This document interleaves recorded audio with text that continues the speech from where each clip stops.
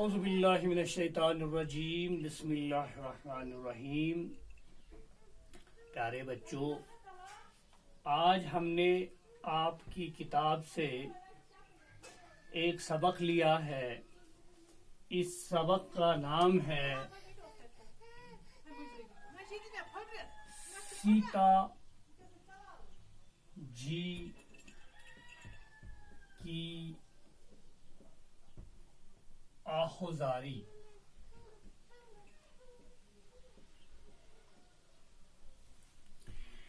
اور اس سبق کے لکھنے والے ہیں سرور جہاں آبادی۔ سرور جہاں آبادی۔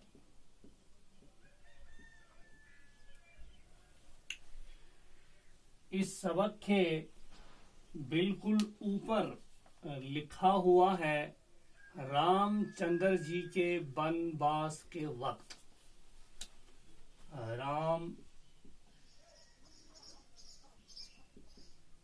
چندر جی کے بنواس کے وقت۔ پیارے بچوں، ان سطروں میں کچھ نام آگے، جیسے سیتا جی، یہ ایک نام ہے، اور رام چندر جی، یہ بھی ایک نام ہے، اور سرور جہاں آبادی، یہ بھی ایک نام ہے۔ سرور جہاں آبادی کے نام کو ابھی ہم ڈسکس نہیں کریں گے۔ پہلے ہم جانیں گے کہ یہ نظم، یہ سبق جس کے بارے میں لکھا گیا ہے وہ رام چندر جی ہے۔ وہ رام چندر جی کون ہے؟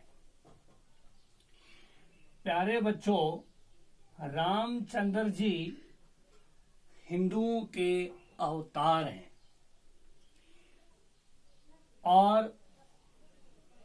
ان کے باپ کا جو نام ہے وہ راجا دشرتھ ہے۔ آپ نے شاید کسی اور سبق میں بھی رام چندر جی کے بارے میں پڑھا ہوگا۔ اور رام چندر جی کے باپ یعنی راجا دشرتھ کی 3 رانیاں تھیں۔ ایک کا نام کیکئی تھا، ایک کا نام سمترا تھا، اور ایک کا نام کوشلیہ تھا۔ اور سب سے چھوٹی والی جو تھی، جس کا نام تھا سمترا، اس نے کسی وقت بادشاہ یعنی راجا دشرتھ کی جان بچائی تھی، اور اس کے بدلے میں راجا دشرتھ نے اس سے کہا تھا کہ میں آپ کی کوئی مانگ پوری کروں گا۔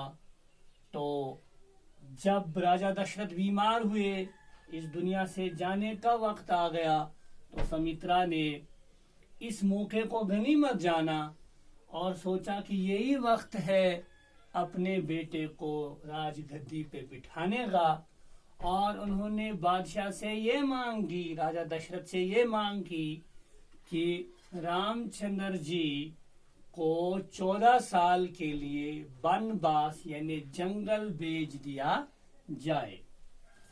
یہ ہے رام چندر جی کا تھوڑا سا تعارف۔ اب سیتا جی کا تھوڑا سا تعارف۔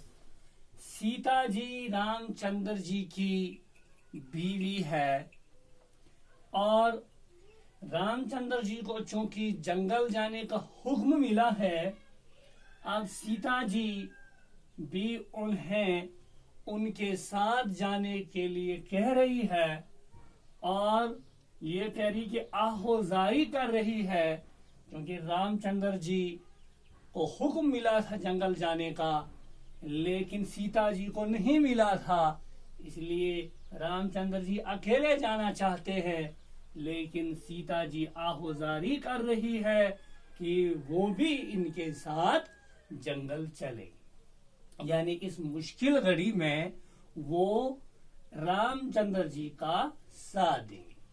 تو یہ تھا ان دو تاریخی شخصیات یا تاریخی ناموں کے حوالے سے تھوڑی سی وضاحت، یعنی رام چندر جی اور سیتا جی کے بارے میں۔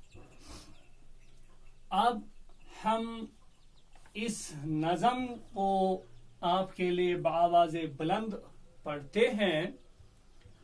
ہمراہ اپنے بن کو مجھے ناتھ لے چلو، ریخا تمہارے چرنوں کی ہوں ساتھ لے چلو، نازک ہے میرا شیشے دل ٹوٹ جائے گا، چھوٹا تمہارا ساتھ تو جی چھوٹ جائے گا، راتیں نہ کٹ سکیں گی اکیلے فراق کی، کڑیاں وہ جس نے جھیلی ہوں جیلے فراق کی، قسمت نے جب سے باپ کے گھر سے کیا جدا، سامی مجھے نہ تم نے نظر سے کیا جدا، پتلی کی طرح آنکھوں میں شام و سحر رہی، پہلو میں بن کے صبر و شکیب جگر رہی، دکھ آج تک سہا نہ غم انتظار کا، مجھ پر کرم رہا ستم روزگار کا۔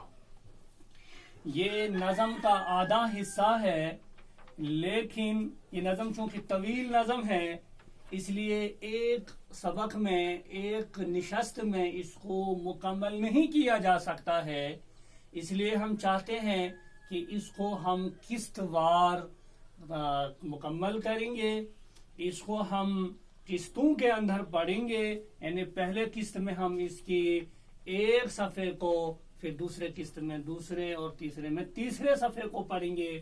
لیکن اس نظم کے بارے میں ایک بات ذہن میں رکھنی ہے، کیونکہ یہ نظم ہے، اور اس نظم کے بارے میں ایک بات ذہن میں رکھنی ہے کہ یہ نظم جو ہے یہ نظم رزمیہ ہے، رزمیہ۔ پیارے بچوں، یاد رکھنا چاہیے کہ جو ہماری کلاسیکی نظمیں ہوتی ہیں، جو ہماری روایتی نظمیں ہوتی ہیں، ان میں ایک نظم کا طریقہ ہوتا ہے جس کو ہم رزمیہ کہتے ہیں، اور ایک نظم کا طریقہ ہوتا ہے جس کو ہم بزمیہ کہتے ہیں، یعنی ایک رزمیہ ہے ایک بزمیہ ہے۔ اب آپ کے ذہن کے اندر یہ سوال پیدا ہوا ہوگا کہ رزمیہ کیا ہوتا ہے اور بزمیہ کیا ہوتا ہے؟ رزمیہ پیارے بچوں اس نظم کو کہتے ہیں جس میں جنگ وغیرہ کی باتیں کی جاتی ہیں، اور بزمیہ اس نظم کو کہتے ہیں جو محفلوں میں پڑھی جاتی ہیں، جن میں عیش ہوتا ہے، مزے ہوتے ہیں، نشاط ہوتے ہیں وغیرہ وغیرہ۔ تو غرض چونکہ رامائن جو ہے وہ خود ایک رزمیہ ہے، یعنی کہ وہ ایک ایپک ہے، اسی طرح سے سرور جہاں آبادی کی یہ نظم میں بھی ہمیں رزمیہ کا ہی انداز ملتا ہے، بزمیہ کا انداز نہیں ملتا ہے، کیونکہ رام چندر جی جا رہے ہیں اور سیتا جی بھی ان کے ساتھ جا رہی ہے، اور یہ گھر میں نہیں ہے، گھر سے باہر ہیں، جنگلوں میں ہیں، مشکلات میں ہیں، تو اس طرح سے یہ نظم رزمیہ بن جاتی ہے۔ دوسری بات، یہ فنی اعتبار سے میں نے بات کی، دوسری بات جو میں لسانی اعتبار سے کر رہا ہوں وہ یہ ہے کہ اس لائن کو اگر ہم دیکھیں گے، سیتا جی کی آہو زاری، اگر ہم لفظ آہو زاری پہ دھیان دیں گے، آہو زاری، آہو زاری، یہ دونوں فارسی کے لفظ ہیں اور فارسی کے دو لفظوں سے بنا ہوا ایک مرکب ہے۔ آہ یہ فارسی کا لفظ ہے، یعنی کہ غمگین ہونا، پچھتانا وغیرہ وغیرہ، اور زار رونا، زار و قطع رونا، زار زاری کرنا، رونا گڑ گڑانا، سینہ کوبی کرنا، اور یہ دونوں کو ملا کر اس کا مطلب ہے غمگین حالت میں کسی کے سامنے گڑ گڑانا۔ اب تکنیکی اعتبار سے اس کی بات کریں گے، آہ او زاری، یعنی اس کا بیچ والا جو واو ہے یہ واو عطف کہلاتا ہے۔ تو یہ دونوں فارسی لفظوں کے بیچ میں لگتا ہے، یعنی ہم اس کو آہو زاری پڑھیں گے، اہو زاری نہیں پڑھیں گے۔ یعنی یہ والا واو جو ہے یہ و کے طور پہ نہیں پڑھا جائے گا بلکہ او کے طور پہ پڑھا جائے گا۔ یعنی اگر ہم اس کی پروننسیشن لکھیں گے، تلفظ لکھیں گے تو وہ اس طرح ہوگا، آہو زاری۔ آہو زاری اس کا تلفظ ہے لیکن لکھا جائے گا اس طرح سے، کیونکہ یہ واو جو ہے یہ فقط دو فارسی لفظوں کے درمیان یا دو عربی لفظوں کے درمیان اور دو ہندی یا دو اردو لفظوں کے درمیان استعمال نہیں ہوگا۔ اگر ہم اس کو دو اردو یا ہندی لفظوں کے درمیان استعمال کریں گے تو اس کو ایسے نہیں پڑھا جائے گا بلکہ اس کو پڑھا جائے گا و، یعنی وہاں پہ یہ و ہے، یعنی واو تفصیل، یعنی کہ وہاں پہ اس کو و پڑھا جائے گا، یہاں وہاں پہ واو وصل یا واو عطف کے طور پہ نہیں پڑھا جائے گا۔ یعنی میں اس کی مثال دیتا ہوں، میں شب و روز، شب چونکہ فارسی کا لفظ ہے، روز بھی فارسی کا لفظ ہے، اور ہمارے پاس اصول ہے کہ جب دو فارسی لفظ آتے ہیں تو بیچ والا جو واو ہوتا ہے اس کی پروننسیشن، اس کا تلفظ شب و روز بن جاتا ہے، یعنی یہ واو اس پہلے والے لفظ کے آخری حرف کے ساتھ مل جاتا ہے۔ بجائے اس کے اگر ہم دن و رات لکھیں گے، اس میں دن اردو کا لفظ ہے اور رات بھی اردو کا ہی لفظ ہے، اور بیچ والا جو واو ہے اس کو دن و رات نہیں پڑھا جائے گا بلکہ اس کو دن و رات، یہاں دن اور و سے مراد اور ہے، یعنی کہ یہ تفصیل دے رہا ہے۔ تو اس طرح سے یہ بات بھی آپ کو ذہن میں رکھنی ہے۔ اب ہم اس نظم کے ایک دو اشعار کی تھوڑی سی تشریح کریں گے، اس کے بعد آپ سے اجازت لیں گے انشاءاللہ۔ ہم راہ اپنے بن کو مجھے ناتھ لے چلو، ہم راہ، ہم اور راہ یہ دو لفظوں سے بنا ہوا مرکب ہے۔ ہم راہ، راہ اور ہم یہ دونوں فارسی کے لفظ ہیں۔ ہم راہ، راہ کا معنی ہے راستہ، اور ہم کا مطلب ہوتا ہے ایک ساتھ، یعنی ایک ساتھ راستے پہ چلنے والے۔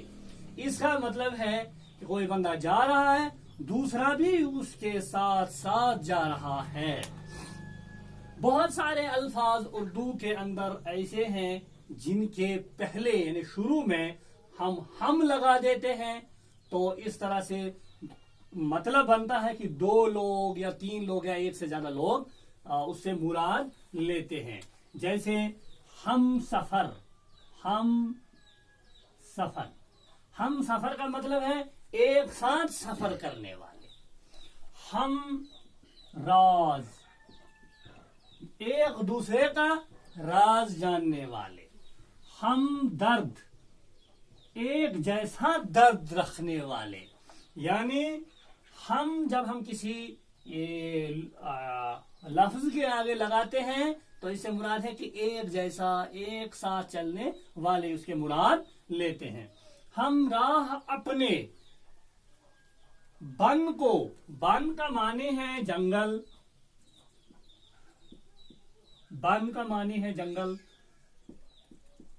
اب چونکہ بن جو ہے یہ ہندی کا لفظ ہے، یعنی بچوں آپ کو یہ بھی ذہن میں رکھنا ہے کہ چونکہ یہ سیتا جی اور رام چندر جی کے بارے میں یہ نظم لکھی گئی ہے، اس میں اردو کے ساتھ ساتھ ٹھیٹھ ہندی الفاظ بھی آپ کو دیکھنے کو ملیں گے، کیونکہ ہندی اور اردو آپس میں بہنوں کا رشتہ رکھتی ہیں۔ اس لیے یہ اجازت ہے کہ ہم ہندی میں اردو کا لفظ استعمال کریں یا اردو میں ہندی کا لفظ استعمال کریں.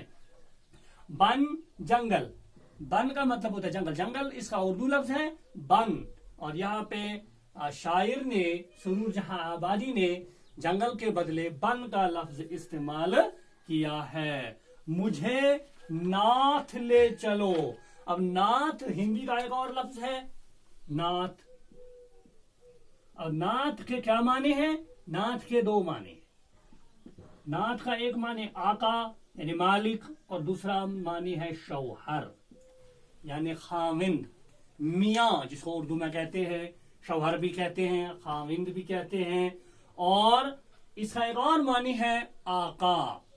چونکہ ہر کسی مذہب میں خاوند کی، میاں کی بہت زیادہ اہمیت، بہت زیادہ عظمت بیان کی گئی ہے، اس لیے اس شوہر کو مالک بھی کہا گیا ہے کہ یہ اپنی جو اس کی پتنی، اس کی بیوی ہوتی ہے وہ اس کا مالک ہوتا ہے.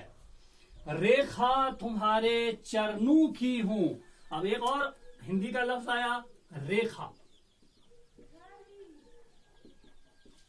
ریکھا، ریکھا کیا مطلب ہے؟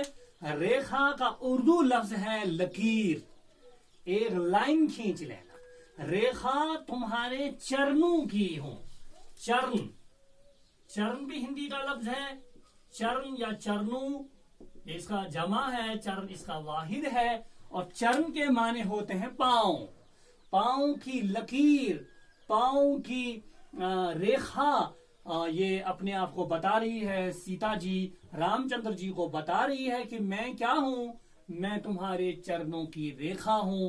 میری کیا اور اوقات ہے، میری اور کیا حیثیت ہے تمہارے بغیر، کہ میں تو صرف تمہارے پاؤں کی لکیر ہوں، چرنوں کی ریکھا ہوں.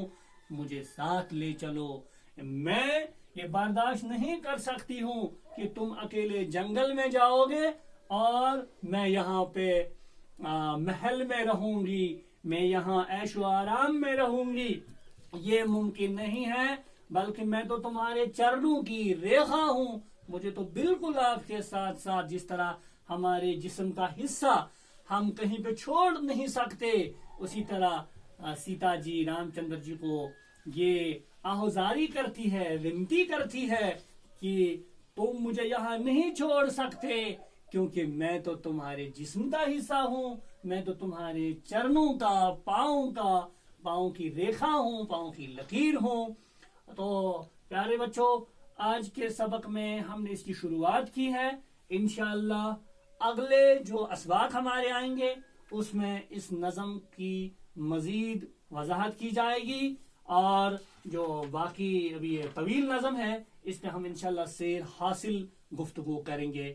والسلام.